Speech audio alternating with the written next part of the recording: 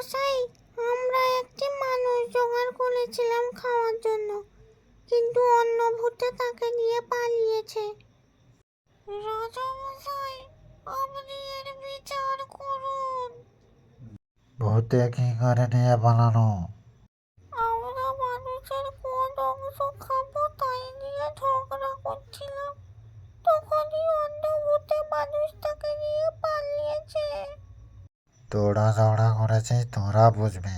এর আমি কোনো বিহিত করতে পারবো না। আমাদের ঝগড়ার জন্য ভূতরা আমাদের খাবার নিয়ে পালালো।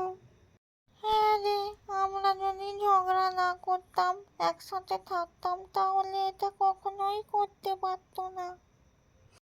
আজ থেকে আমরা আর ঝগড়া করবো না, আমরা একসাথে একজোট হয়ে থাকবো। কি, তাই তো?